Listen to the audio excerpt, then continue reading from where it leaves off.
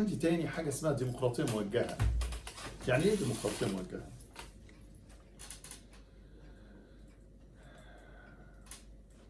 الديمقراطية الموجهة زي ما حصل بين سوكارنو.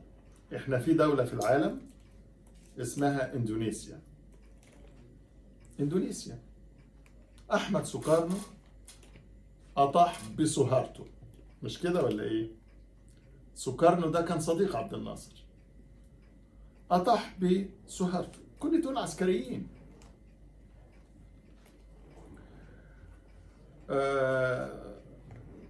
يعني قال لك سوكارنو لما جه قال لك ايه؟ قال لك لا، الديمقراطية في بلادنا ما ينفعش تبقى زي الديمقراطية الغربية. يعني الديمقراطية الغربية لا تلائمنا، وده اللي بيقولوه كتير قوي من زعماء العالم الثالث، انه ما يناسب الغرب من الديمقراطيات ما يناسبناش احنا.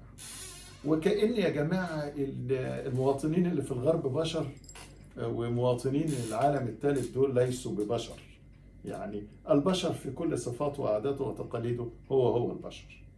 إذا كان عندهم علماء والله عندنا علماء، وإذا كان عندهم لصوص عندنا برضه لصوص، وإذا كان عندهم مفكرين عندنا مفكرين. يعني أنا مش شايف البشر في كل بقاع الأرض هو البشر، لا يتغير. فحتى هذه العبارة هي عبارة منجوجة، ودايما ما يقولهاش غير الحكام الطغاة، إن إحنا الديمقراطية الغربية لا تلائمنا. طب إحنا مش بنطالب أكتر من حقوق وحريات يعني ما فيش وعدالة يعني إحنا إيه هي الديمقراطية دي؟ ومبدأ تكافؤ الفرص وهكذا. يعني مش عايزين حد يتغاول على حد، ولا سلطة تتغاول على سلطة، ولا الكلام ده خالص. وعايزين نوصل، وعايزين الشعب يشارك في السلطة من خلال ممثليه في البرلمانات إلى آخره. يعني مطالب ما أعتقدش إنها مطالب خرافية نقدر نقول تلام أو لا تلام. وقال لك طبعا يعني إيه معنى كلامه؟ إنه هذه الديمقراطية غير ملائمة، الديمقراطية الغربية غير ملائمة للدول بتاعتنا، يعني لأندونيسيا مثلا زي ما بيقول أحمد سوكارنو. فعمل إيه؟ نعمل إيه؟ نقيد حركة الأحزاب، نقيد إصدار الصحف،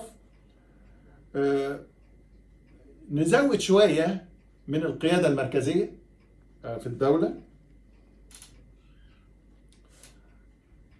ونفس الكلام بيتم على الإعلام وعلى مجلس النواب. تقييد، يعني هو بيضعف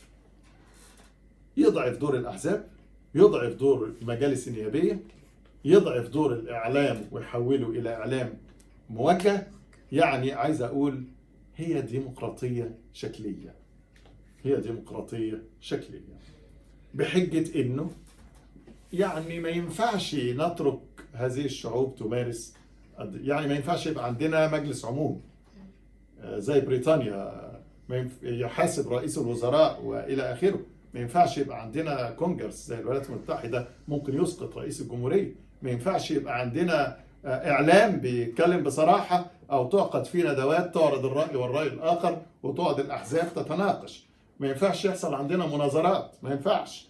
كل الكلام ده ما ينفعش، لأن إحنا مش أوروبا ولا أمريكا، إحنا العالم الثالث.